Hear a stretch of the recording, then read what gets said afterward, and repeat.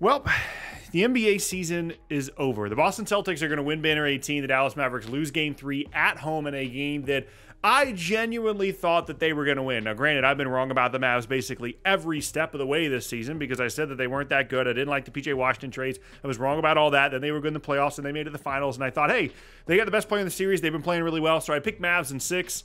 And sometimes you're just wrong. And sometimes you just got to admit it. I have been wrong about the Mavs every step of the way, including in this finals. My reasoning, as I've said before, as to why I thought Dallas had a good chance in the series was because I didn't think Kristaps Porzingis was going to play all that well after coming back from injury. And I felt like they had the best player in the series in Luka.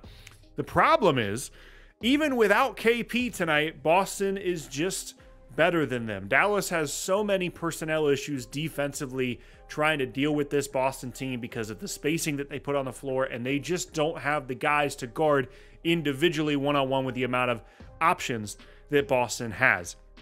And that was never more apparent than in Game 3, because coming into the game, I was thinking, okay, if this is ever going to be a series, if we're ever going to get an interesting final series this year, it's going to be because Dallas wins this game. Kristaps Porzingis gets injured in Game 2. He's ruled out of Game 3, and that changes everything for Boston, because not only does it mean they have to play Al Horford more, but it also means that they're relying more on Peyton Pritchard, Sam Hauser. Xavier Tillman was the guy that they ended up playing in this game. I thought maybe it was going to be Jacoby Brissett.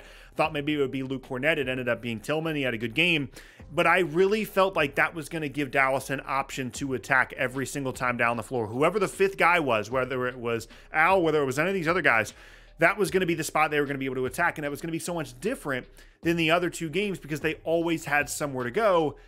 And it just didn't matter because they got off to this great start. Boston didn't shoot the ball well in the beginning of the game, and Dallas didn't take enough of an advantage of that. And by the time the first half was over, I was like, Boston's winning this game. They didn't even shoot particularly well in the first half, and they weren't. It was still a very, very close game. And ultimately, the failing here for Dallas was just not taking advantage of, one, the Porzingis injury enough, and two, a poor first half by Boston standards. And for Dallas, they were able to get some of the stuff that they weren't able to get in the first two games. Kyrie was awesome in the first half, and even though a lot of the other guys weren't making shots, they still were getting their two main players going. Luka, Kyrie accounted for almost every point in the first half, either scoring or assisting. And then things just completely fell apart in the third quarter. And the thing that they were always kind of pushing back in this series finally happened in that third quarter. Boston just didn't miss, and as much as through the first two games they struggled to make shots, this was always going to happen at some point for Dallas. They were going to run into a situation where Boston just hits all their threes, and they're hitting all these mid-range jumpers. They're too good of an offensive team. They're too good of a shooting team to continue to shoot the ball the way that they did in the first two games. And unfortunately for Dallas, that happened at the worst possible moment for them. And all credit in the world of the Boston Celtics, because as much as I doubted them coming into the series because of how easy their path was through the Eastern Conference, because of how much I thought Luka was just a significantly better player than anyone that Boston had, they were able to deal with the KP injury throughout the postseason, a guy that was a complete game changer for them, and they were still good enough to beat all these still really good teams throughout the postseason. And all the credit in the world to them. This was not an outcome that I foresaw. I wouldn't be surprised at all if we ended up seeing a sweep here for Boston on their way to a title, and they would be, I think at that point they would be 78-20 or 79-20 or something on the season, and with I think a 16-2 postseason record if they were able to make this a sweep, which would just be an unbelievable accomplishment. You can say what you want to about the path, injuries, all that stuff, but even without accounting for the Porzingis injury, even if they were fully healthy, going 16-2 in the postseason is incredibly difficult. It's almost record-breaking.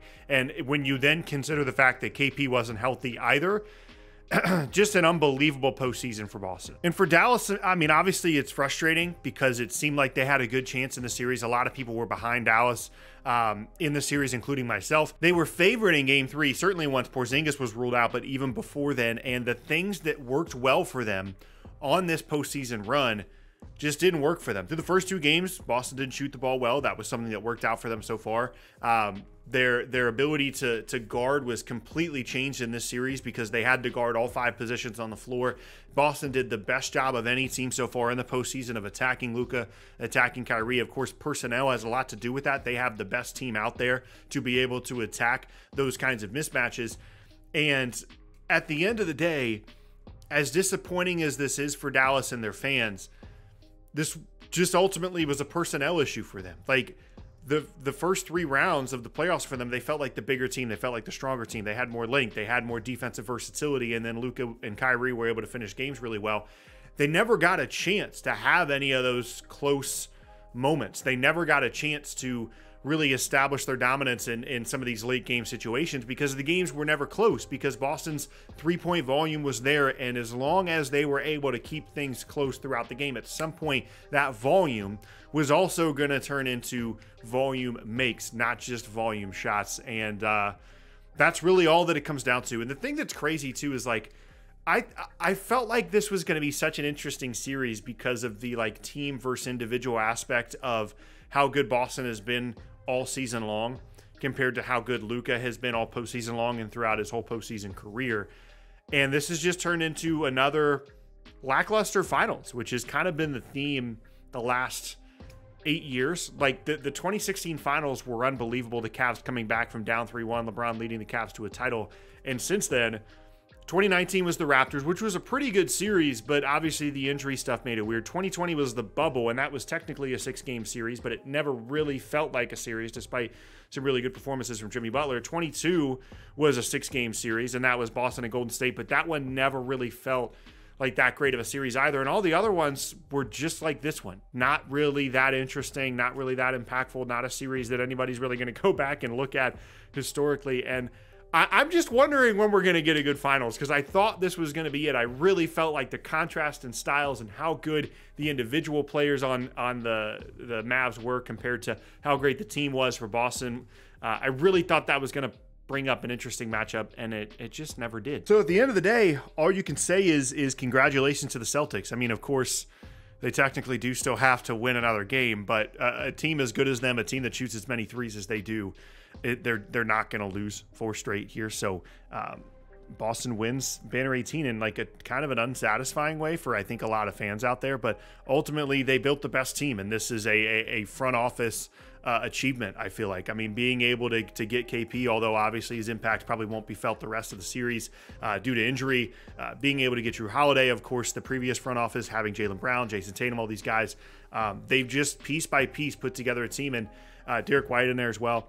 And I got to give credit to Joe Mazzulla and the coaching staff as well. That was, other than the bench, that was my main concern with the Celtics this season, was whether the coaching was going to be there because of how good Ime Udoka was as the coach, how he was able to turn that around, and how shaky some of the stuff looked at times from an in-game perspective last year for Boston and their coaching staff.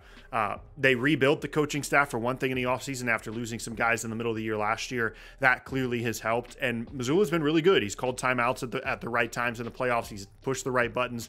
They've attacked the correct matchups, and since he took over, he started to mold this team into the vision that he had for them with this 3-point volume, with the way that they guard defensively, constantly, pushing on the margins, constantly trying to be just that little bit better, try to be a little bit more analytical, trying to continue to push and push and push.